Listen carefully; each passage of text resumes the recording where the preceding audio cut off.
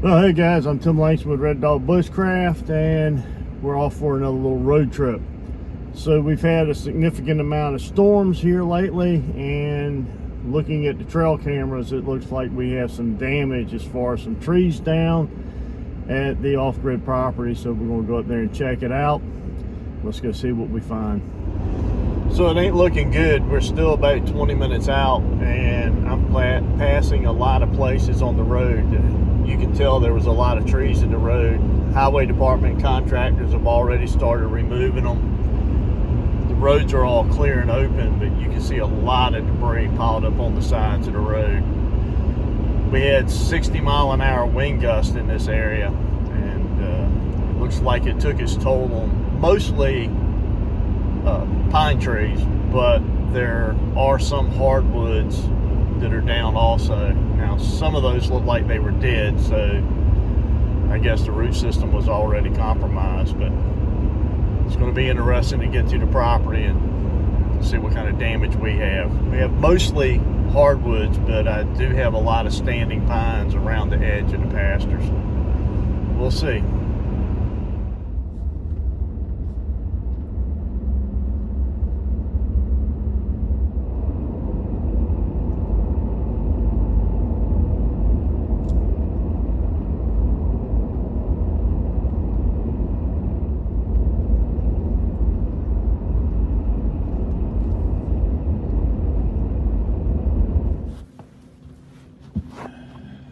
Well, the good news is I don't see any damage to the cabin or to the generator shed. Now, I run a small Honda generator to give me a little bit of power here because it is off-grid. So if you want electricity, you either got to go with the solar route, which I have a very small solar system, or the generator. Since it hasn't been serviced in a while, I'm going to go ahead and change the oil on this, and we'll start charging up some batteries. I keep cellular cameras all the way around the property. Keep the eye on the game and see if I have any people who wander about on the property. So let me get this thing changed over right quick, and we'll get some power going so we can charge those batteries.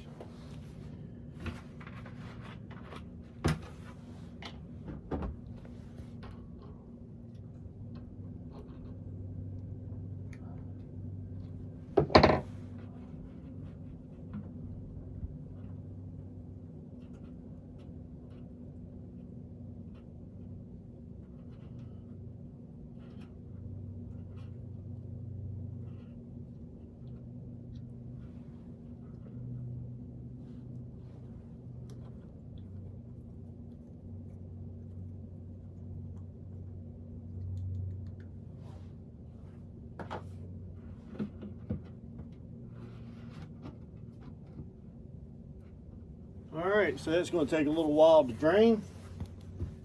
We'll get our stuff ready to fill it back up so we can get it fired up. So the hardest part of this process is getting the oil back in this thing. The way it sits, I've never really found a good way to do it, except for a little small funnel and take your time, because I've tried the pumps and they just turn into a mess after a while. And I've tried the squeeze bottle thing, and that works, but Lord, I don't know what I did with it. I usually keep it here by the generator shed, but I've been trying to clean up around here and put everything in one spot. And somehow it got moved, and I don't remember what I did with it. I know it looks like it's warm out here, sun's shining, and it is. It's much warmer than it has been. It's above freezing. But they're calling for anywhere between 6 and 12 inches of snow day after tomorrow. So I don't know when I'm going to get back up here, but when I do, I know I'm going to want to run the fan on the wood stove, and I'll probably have some stuff that needs to be charged up. So taking advantage of this sunshine right now and putting some oil in this thing, changing it. You know, it only holds about, I don't know, 2/3 of a quart. So keeping it changed And making sure there's plenty of oil in it is important. When you're off grid, your only source of solar is a couple 100 watts of solar panels, and I think it's 700 watts of the battery inverter. Blue Eddy is what I run. Took advantage of the sale they had back before Christmas. I think it was Black Friday, and picked up one of those for here, but that'll only run the cabin for about a day, and then you need to recharge everything. But you can charge that really quick with the generator, where it'd take me several hours with the solar system to do it. So having some mechanical power is a really good thing. All right, let me get this thing topped off and we'll see if the battery held and she'll start. All right, all done. Let's see if we got power. Give it a choke. Make sure the throttle control is off.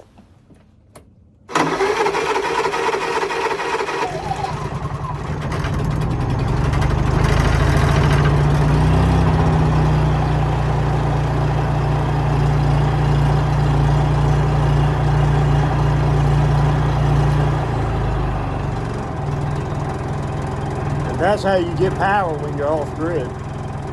I haven't done anything to this Honda generator in 4 years except keep the oil change and the air filter. It's still got the original spark plug in it. It still has the note. I did replace the battery. I think it was last winter I put a new battery in it. So not bad. Pretty happy with the reliability of the Honda.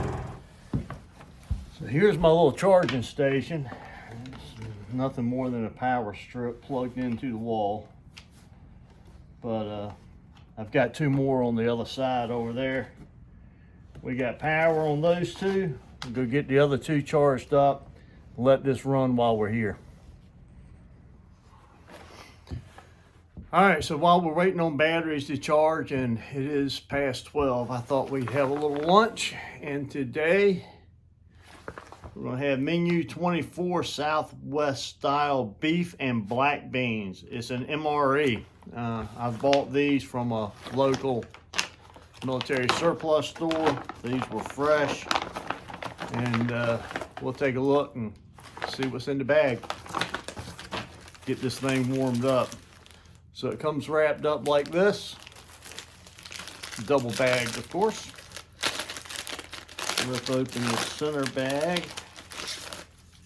And here we have our main course, which is Southwest beef and black beans. And you get a little card to put it in. And that tells you your nutritional factors. And this has 25 carbohydrates and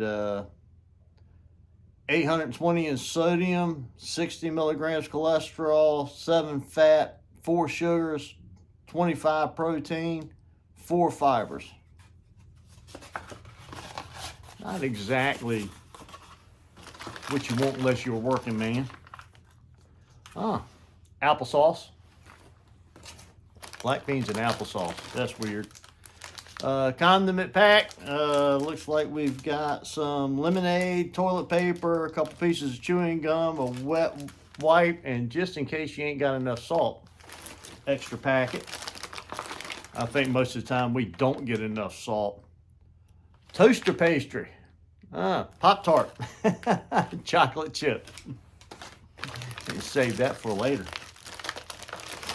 And then, oh, my favorite, beef snack. That's beef jerky. What else we got in here? We have a mocha cappuccino instant powder. Might heat up some water and try that. Let's see what the carbs are on that. 23, so yeah, we could do that. 1 tortilla. Do we have the cheese spread? Yes, cheese spread. My favorite kind of plastic spoon is the MRE spoons. I actually save them. And then here's our heater pack. So if you've never seen one of these work, I'm about 50-50 on them actually working or not. But what you're supposed to do is tear it off up here at the top. And then we open that up, and there's a couple of lines right here. Minimal line and an extra fill line. You want it right in between those with water. Do not overfill it. And if you don't put enough, it doesn't have enough to do its job. So we're going to open this up, and it takes very little water to get it up to that line. Always go slow. There we go. Right up at the top line. And now you want to fold this over and kind of get that heating pad all saturated with that water. That's the stuff a lot of people forget.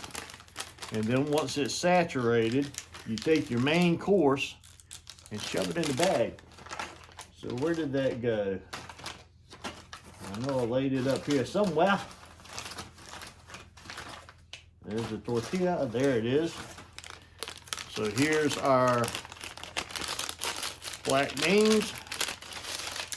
Try to get it behind the heater pad, fold it over. And remember that little sleeve that I told you about that had the nutritional stuff on it? Now we take it and shove that bag right up in that sleeve to keep it folded over. We're going to prop it up on the side with the heating pad at an angle about like that. Give it a few minutes and let it heat up. If it doesn't heat up, we're going to fire up a pot of boiling water and dunk this thing in it without the chemical pack, just the food pack. We'll wipe it off and we'll put it into boiling water, and we'll use that to heat it up, and then we'll use the hot water to make our cappuccino. So I've waited 10 minutes and our little heater pack is still just as cold as it was when I put it in there. Like I said, I got a backup plan. And it lives right down here. Because if you're going to have an off-grid cabin, you don't want to rely on just the wood stove. You want to be able to heat up some water and cook some food, even in the summertime. And the wood stove is no fun in the summertime. And I've got my coffee pot, and we're just going to take our little meal packet, wipe it off, make sure I don't have any of that chemical stuff on it, if I can get the bag open. And we're not going to discard this in the trash can. We're going to set it outside. Sometimes it takes them a little while, and all of a sudden they'll kick in and start working like a half an hour later. So we're going to make sure we don't put that where it could do any harm. Squeeze all of our meal down to one side of the bag so it all submerges in the water. And there we go. I guarantee you she'll be hot now in just a few minutes. In the field, we just eat them cold. But I ain't in the field. I'm off, and I want a hot lunch. All right, well, that's been on for a couple minutes. Let's see what it feels like. Let's wipe that off. Well, it's mushy, it's gooey, and it feels warm. We're gonna go for it. So let's see how. Let's get this tortilla. See what they gave us, one or two.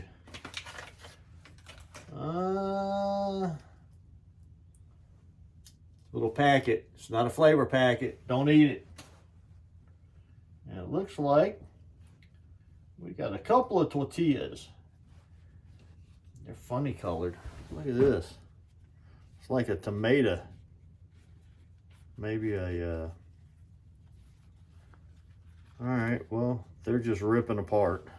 I was hoping to make like a little burrito. Well, that ain't gonna happen. All right, fine. We got bread to go with our main course.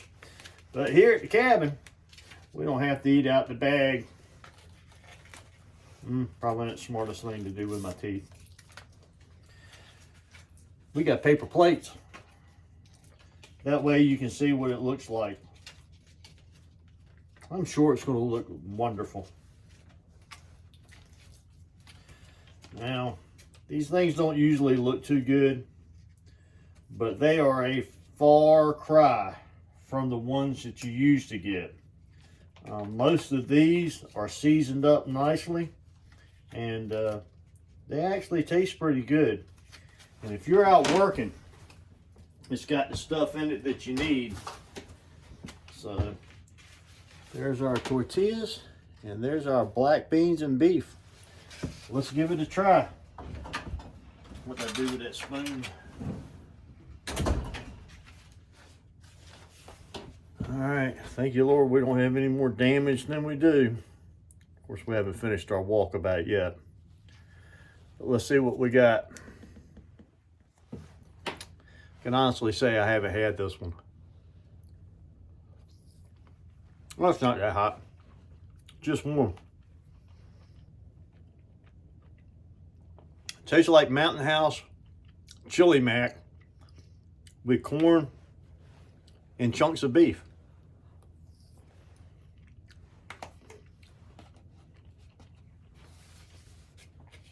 That's pretty good.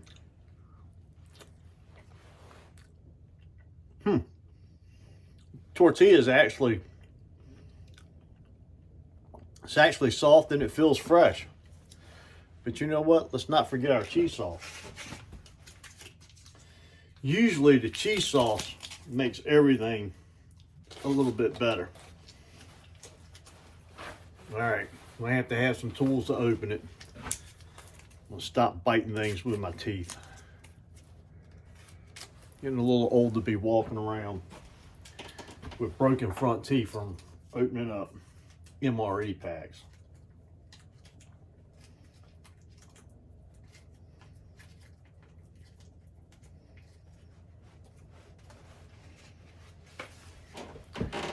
All right, well, that don't look like much, but by the time we get it mixed in there, let it melt a little bit, I'm sure it'll be just fine. But while we got our hot water, let's go ahead and get this cappuccino fired up. There's the zipper pouch. I can honestly say I have never had one of these. So we'll try this. Oh, that was a little close, wasn't it? This will be a first for me. We'll do it together. Say a half a canteen of water, or fill it to the line. I'm right about there. That was a good guesstimate. Shake it up good. Knead it down. Get everything out the corners.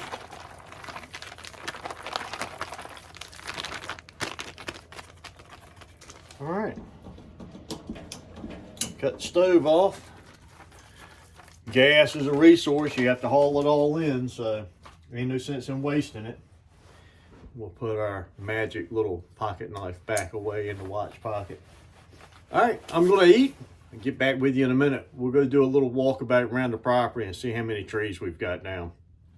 So I hardly ever eat all of the contents of an MRE in one sitting, but for y'all, I am a little hungry. We're gonna open up everything and give it a try. So this is the applesauce. And it's actually looks like it's got pieces of chunks of apple in it. It's not just sauce.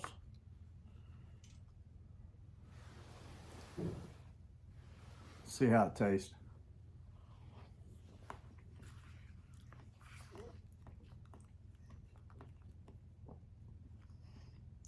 Cinnamon. That's pretty daggone good. That'd be really good if it was warm. Of course, all this stuff is, but I'm gonna be honest with you. Most of it I have eaten cold, just tear the corner of the bag off and just eat it right out the bag the way it is. All right, this is our beef snack. And it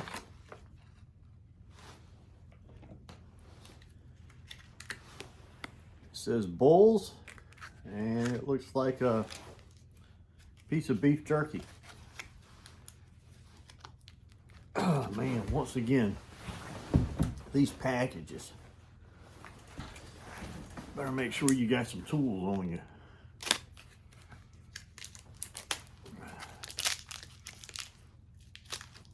All right, it's got kind of the form of a Jack Link's or an Epic.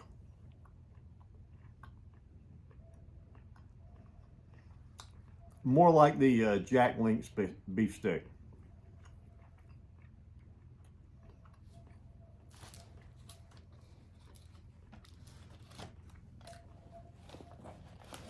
Just a mild beef flavor. Nothing too strong or spicy. And of course, the toaster pastry, which I have had these before. And I believe this is like a Pop-Tart. Man, them pull tabs are tough. But you know, when they gotta make them where they last for years, and to withstand field use, and being handled rough and everything else, I guess you've got to make the packaging pretty daggone tough. Because I don't know if most of this stuff would ever actually go bad. It's the package, I believe, that would be the downfall of it. But so they package them pretty tough. And that looks a lot like a Pop-Tart.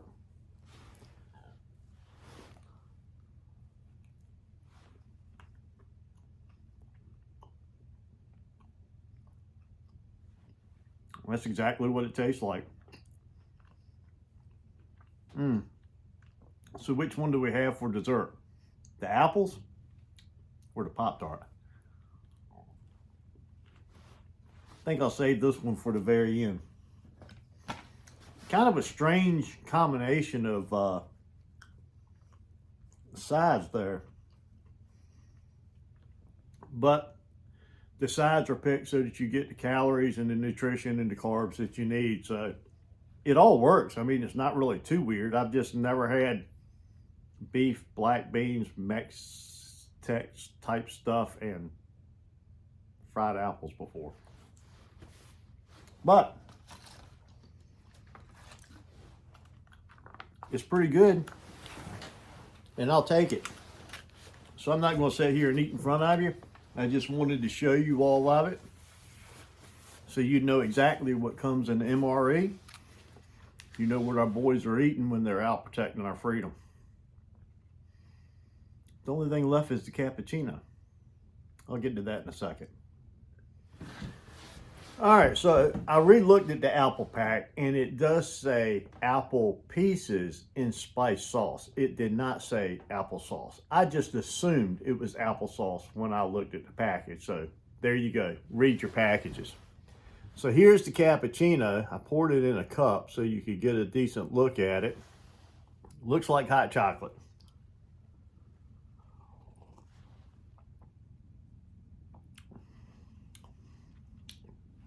Not a whole lot of coffee flavor, more like a whole lot of hot chocolate flavor, and it is definitely sweet. So, but when it's cold, it's hot, sweet drink would be good. Well, there you go. There's the contents of the MRE. So I think we got everything except the condiment pack, and it's chewing gum and lemonade, toilet paper, a hand wipe, and some salt. I don't really see a need of getting into that. All right, let's go take a walk about it and see what this property looks like. So behind me is a road that just a month ago we cleared. It's an old logging road to get back to our camping area. It's worse now than it was before we started.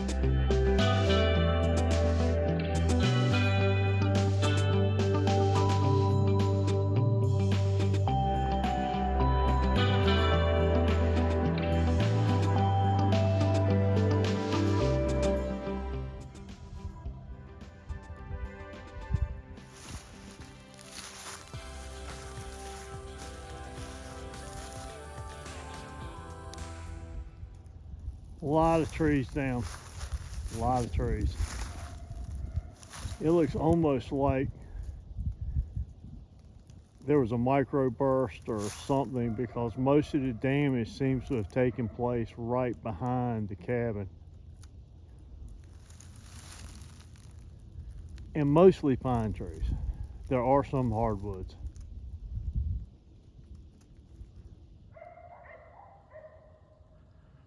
So there's a few trees down on the fence over there on the west side, and along the road, that's not too bad, and it really wouldn't make any difference because all of them are coming out anyway.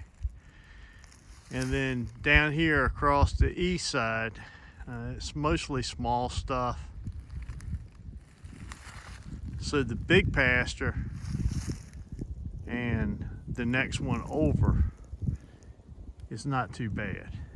Once again, it's right behind the pastures in this direction that it looks like most of the damage came from. So yeah, don't let this sunshine fool you. That's ice. It's still pretty cold out here. Not as cold as it's going to be in the next 2 days though. So when you come into the property, here's the first pasture that you come to. I forget how many acres it is, but not too much damage around this one except in the very back in the woods. So this is the next pasture coming in. It's a small narrow pasture of only about 5 acres. We call this the food plot. And not a whole lot, but a few trees sticking out into the pasture. It's going to have to be cleared. And there's some widowmakers in these windrows that have got to be cut down. So this is the next pasture coming in, and this is what we call the cabin or the front yard. This is the driveway coming in. Man, the wind's kicking up. And over there is the orchard. Let's go take a look. Oh, wind just blew my hat off. And here's the orchard, and we've got some damage around the edges, and it does look like I've lost one tree, but actually I think that tree was dead. It didn't survive this past spring when the beetles tore it up, and that was pretty hard on it. I've tried to save it, but it looks like it's gone. All right, so let's get some coffee brewed up so we can have a little coffee chat about off-grid property. And today we're going to try this. So I picked this up when I was at the West Virginia State Park, stayed in one of their cabins, and they supplied this little bag of coffee and filter and this neat little thing. It says Mountain Roaster, Buckhanna, West Virginia, and it's a medium roast. So it says it's a craft blend ground coffee plus filter, 1.5 ounce. let's give it a try. I've got my preferred method of my pour over, so it'll be a good test and see how it turns out. Let's try it.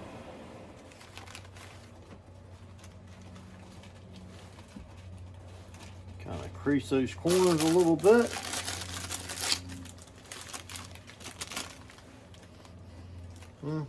Smells about like a typical medium roast.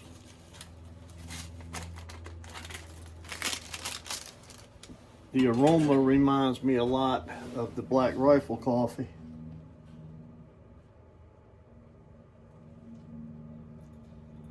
And look at that. Nice, hot, brown nectar. All right, you know the deal. I'll finish this up and get back to you. So when I was opening up the pack, I looked at the back side of that package that I was reading to you, and it's information about the Coffee Beanery, the company. Here, if you want to freeze it and read it, I'll give you a quick overview. The essence of coffee from Mountain Roaster, a small family-owned roastery established in 2010 in the hills of central West Virginia. We take the time to roast our finest organic, fair trade, and responsibly sourced coffee beans by hand in small batches to create the most unique and flavorful beans. Roasted coffee tastes best when fresh. So the coffee we roast today will be in the hands of our loyal customers as quick as possible.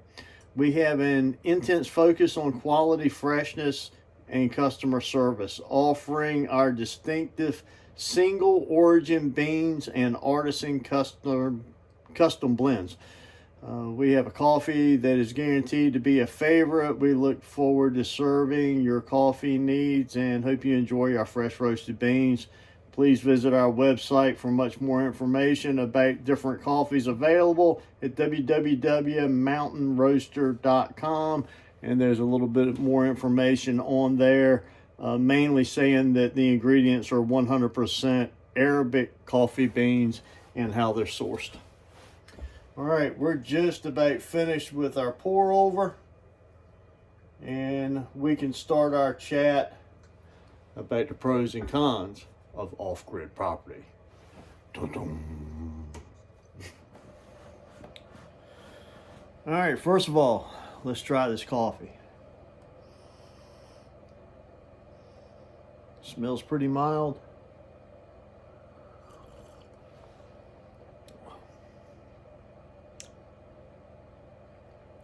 That's pretty good. I'm more of a bold coffee guy, but I enjoy a mild roast every once in a while, and in the middle of the afternoon like this, cold, it's good. It reminds me a lot, if you've ever had any of the medium roast by Black Rifle, very similar. But I guess a lot of those single sourced, smaller coffee roasters, they're similar because they probably use a similar bean and they concentrate on their roasting quality. But anyway, let's talk about the advantages and the disadvantages of having off-grid property and some of the things that nobody tells you about. Everybody wants to have a piece of property somewhere out in the middle of nowhere, a place that they can go recreate, relax, enjoy the solitude and country life.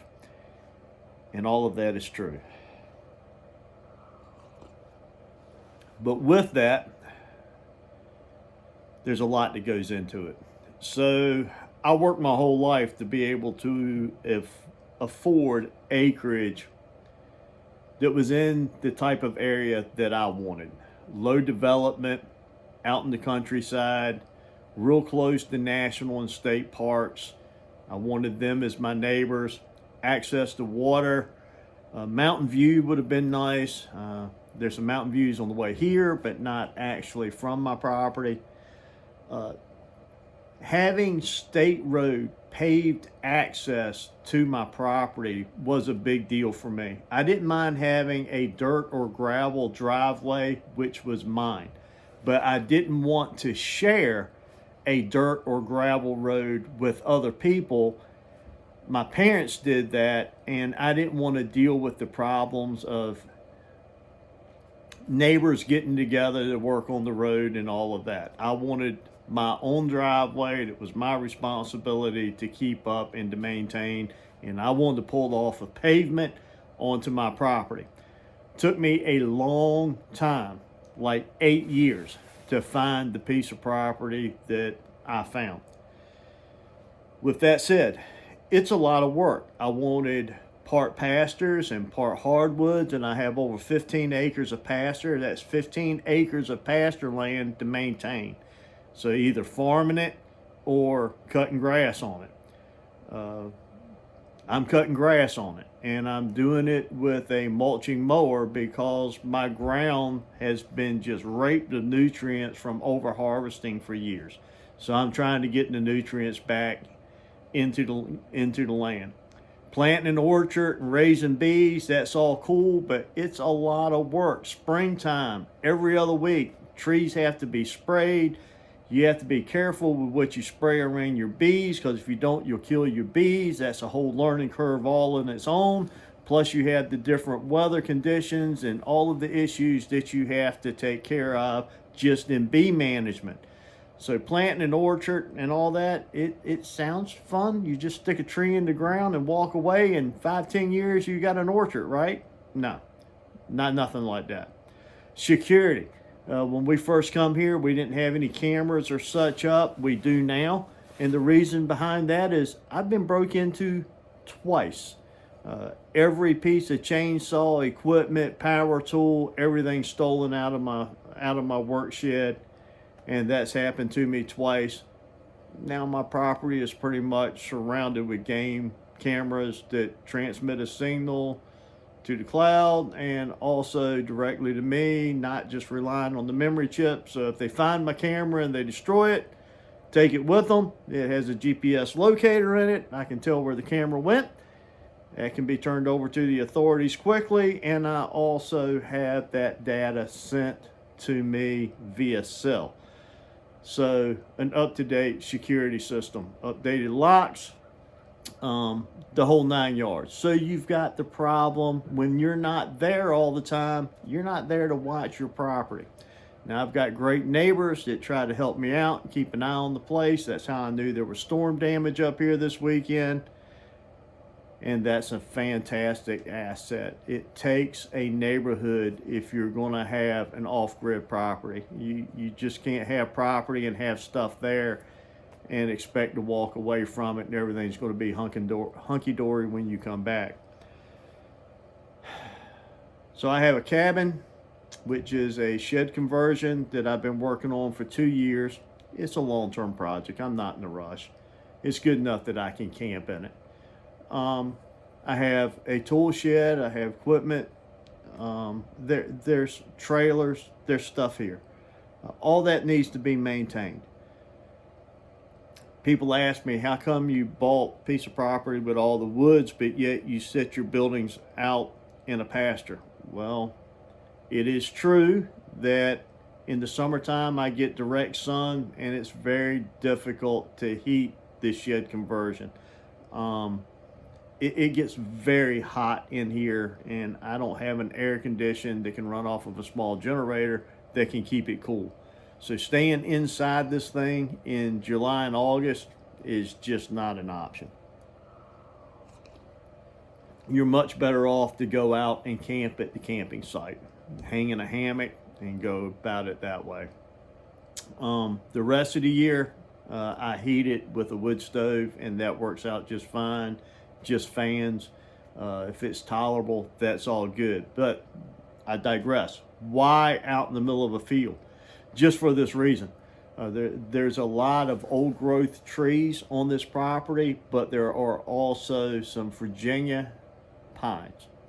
And they're the little short needle pines, and they're not known to be very strong. And as you can tell, when strong winds come, they either snap off or the whole root ball comes up in this red clay. And that's exactly what we've got. We've got a tons of trees down out here right now, and it's going to take me a couple of weeks to get them cut into lengths and stacked up so that they can dry and I can burn them or do something with them, rather than just letting them lay and rot. Plus my access to my camping spot is cut off, and I've got probably a dozen trees that are going to have to be removed just to have access to my camping spot. The good news is none of my buildings were impacted. No trees are within falling distance of my buildings, and the ones that are growing, that are to the point that in the next couple of years they could reach that building, I'm gonna cut them down. While I'm doing all this clearing, I'm gonna go ahead and get rid of them. I don't want anything to be within the fall zone of my buildings. Now, with that said, I take that back. My generator shed is surrounded, but they're very small pines. They're not much bigger around than this, and it wouldn't hurt anything if it did fall on it. But even that, I'm going to clear those back. And I do have one shed that's in the corner of the property where there are some hardwoods within reach of that shed.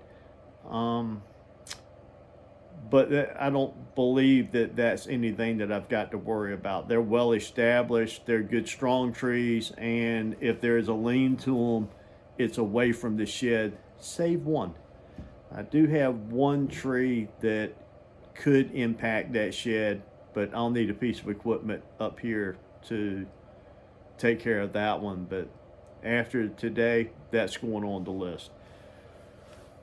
These are all the things that people don't tell you when you're looking at buying a piece of property for a bug out. And yes, I said the word bug out. I live in an area where there is a large military presence. From the air, I would say I'm within probably 15 miles of a nuclear power plant. My neighborhood is a waterfront community. It floods during northeasters. My property has never been flooded, but access to it, you can become an island.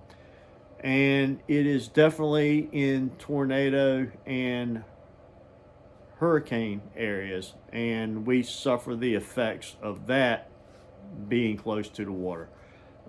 So there's a lot of reasons why I might need to leave that area and retreat somewhere inland.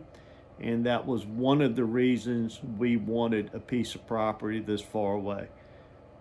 But what I didn't think about was how long it takes to get here, to cut grass and to bush hog and to cut trees and to come and check on bees and to come and check on the orchard. And the good thing is it's a nice drive, and I find it relaxing most of the time, and it's okay. But if you're looking for a piece of property, whether it's on grid or off grid, these are the things that you need to consider. Is that travel time back and forth? How much of your time off is going to get eat up maintaining it and traveling to and fro? In hindsight, if I were to do it all over again, would I do it the same? I'm not sure. They say hindsight's 20/20, but I don't know. I really enjoy this cabin. I enjoy the just tinkering with it and finishing it off little bit by little bit. And I am ready to get the ceiling done so that I can get that insulation in, so I can see if it helps me this summer as far as being able to stay in here when it gets hotter. But other than that, I'm really not in a hurry. It's just a camping spot. But with that said, I'm not too sure that I wouldn't have just put up a carport and parked my camper underneath it. We used to have one before we had the cabin, And I think that would have been a good option. Or even, I like truck camping. So just staying in the back of the truck, having the tents, having the hammocks and all of that, and just going back to the camping area to stay would have been a lot less work than having a structure here to take care of. If I only had to have a shed to keep some lawnmowers and lawn equipment in, even if I just got a nice trailer and hauled all of that back and forth from home to here, as long as I had a place to keep some supplies, and that could be out in the woods somewhere, that if there was a storm or an event that I needed to leave my home and head out this way for an extended amount of time, that I could keep some gear here, I'm not too sure that that wouldn't have been a good option. But anyway, I made the decision I made. Now, I don't really have any regrets. I'm enjoying the project. It's taking a little bit longer than I anticipated. I was retired and I planned on spending a lot of time here, but then I went back to work and it's taken a lot of time, and I'm enjoying what I do, and I don't want to quit and come up here and just spend time yet. Life changes, and that's something that you need to consider when you're looking at buying property. Is life changes. Anyway, just a couple of things to think about when you look at having multiple properties. Whenever you multiply your property, you're multiplying concerns, expense, time, energy, a lot of that. I know a lot of people that they just enjoy camping. They pick the camping method of their choice.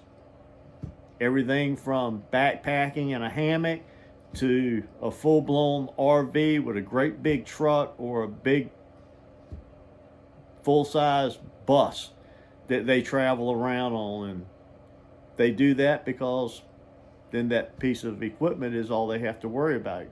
They're not worried about maintaining a lot of acreage. Maybe that's your gig instead. I don't know. Just something you need to think about. All right, well, this video is getting kind of long, and I've been rambling on for almost 15 minutes, so I'm going to stop. We'll talk about some more of these concerns later on, I'm sure. We'll have some more coffee chats.